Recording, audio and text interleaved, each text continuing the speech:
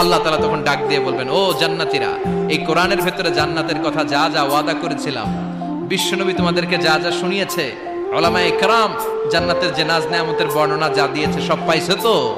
সব জান্নাতীরা বলবে আলহামদুলিল্লাহ, আল্লাহ সব পেয়েছে। এক জান্নাতি হাত তুলে বলবে, আল্লাহ একটা পাই নাই, একটা পাই নাই। আল্লাহ বলবেন, সেটা কি? ওই জান্নাতি বলবে, আল্লাহ সব পাইছি কিন্তু তোমারে পাই নাই, তোমারে দেখি নাই, তোমার সৌন্দর্য কত বেশি আমরা জানি না।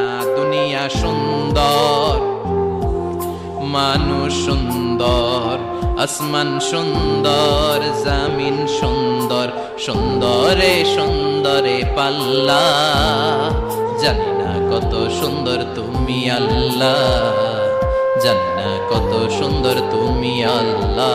ঠিক কিনা? আল্লাহ সব পেয়েছি, একটা জিনিস পাই নাই। কি পাও নাই? তোমারই তো পাই নাই। যে আল্লাহ সব দিল তারা তো পাই নাই। আল্লাহ বলেন, ঠিক আছে, আমি আমার সৌন্দর্য এখন তোমাদের সামনে প্রকাশ করব।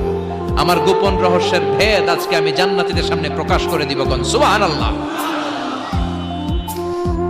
উজুহু ইয়াউমাইযিন নাযিরা ইলা রাব্বিহা নাযিরা। সেদিন জান্নাতীদের চেহারাগুলো পূর্ণিমার চাঁদের মতো উজ্জ্বল থাকবে। জান্নাতীরা প্রভুর দিকে তাকিয়ে থাকবে। বিশ্বনবী বললেন, ইন্নাকুম সাতারাউনা রাব্বাকুম আয়ানান কামা তারাউনা হাদাল কামার। নিশ্চয়ই তোমরা জান্নাতের ভেতরে তোমাদের রবকে সচক্ষে চাক্ষুষ তোমাদের দুটি চোখ দিয়ে দেখবে, যেমনি আজকের পূর্ণিমার রাতে চাঁদটাকে তোমরা দেখতে পাও। এই চাঁদের দিকে তাকালে চাঁদের সৌন্দর্য যেমনি দেখো, সেদিন চাক্ষুষ দুটি চোখ দিয়ে তোমরা আল্লাহ তাআলার সৌন্দর্য দেখবে। কোন সুবহানাল্লাহ। রব্বুল আলামিন বিশাল জান্নাতের ভেতরে এক কনফারেন্সের আয়োজন করবে। বিশাল কনফারেন্স হলের ভেতরে আল্লাহ তাআলা ওনার গোপন রহস্যের প্রকাশ করে দেবেন, নিজের সৌন্দর্য জান্নাতীদের কাছে প্রকাশ করবেন। লক্ষ লক্ষ নবীরা বসবে ওই কনফারেন্স রুমে। সবার সামনে থাকবে বিশ্বনবীর সিংহাসন। পড়েন সুবহানাল্লাহ।